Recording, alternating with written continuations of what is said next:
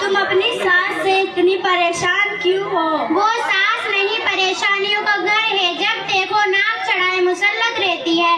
मैं खाना खाऊं तो परेशानी, उठूं तो परेशानी, बैठूं तो परेशानी, कुछ बोलूं तो बदतमीज, ना बोलूं तो गूंगी। अब तुम ही बताओ मैं इसे और क्या नाम दे सकती हूँ? तुम मेरी छोड़ो, अपनी सुनाओ। क्या बताओ, मुझे तो जरा भी चल नहीं। मेरी एक तलाकशुदा ननद है, दिनों रात मेरा सर पकड़ रखा है। मैं तो बांदी बन गई हूँ, उसकी भी खिदमत करूँ। उसके बच्चों के नखरे अलग, ये अच्छा नहीं वो अच्छा नहीं, हर वक्त तारे सुनने को मिलते हैं। अभी मैं नाश्ता बनाने में लगी रहती हूँ, ननद और उसके बच्चे सारा खाना खत्म कर देते हैं।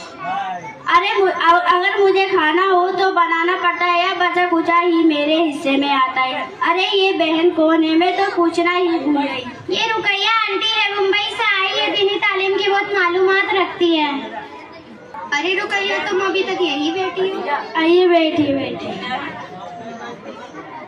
सुबह से घर में हुए मामला देख रही हूँ। हमारी जुबानों पर दूसरों के शिकवे शिकायत, दूसरों की गीबत और जवान के गुनाह तो हम कसरत से कर रहे हैं। अल्लाह ही हमें माफ़ फरमाए। और हम औरतों की बहुत बुरी आदत हो गई है, जहाँ दो चार जमा हो गई, दूसरों की चुगली, दूसरों की तस्कीर हमारी आदत बन गई है। महज टाइम पास के लिए हम गीबत करना शुरू कर देती हैं। इसके नुकसान का हमें ज़रा भी अंदाज़ा नहीं। सुबह मैरून आपा और उसकी पड़ोसन की बातों पर मैंने गौर किया, और अब तुम लोगों की बातों पर भी मैं गौर कर रही थी। यह सारी बातें गीबत है। गीबत क्यों होगी? हम तो हकीकत ही कह रहे हैं। अरे मेरी बहन सुनो तो सही, गीबत कहते ही इसे है किसी की पीठ पीछे उसकी बुराई बयां करना।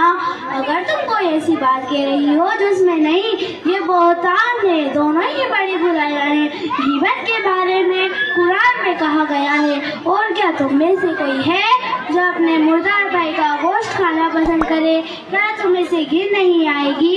आप सल्लल्लाहु अलैहि वसल्लम ने फरमाया, लोगों को नाक के बल या मुंह के बल जुबान की बातें ही गिराएंगी। ये गुनाह देखने में मामूली नजर आता है, लेकिन बड़ा है, और जिसको इसकी आदत लग जाए उसकी आखिरत बर्बाद हो गई। हमारी आखिरत बर्बाद क्यों होगी?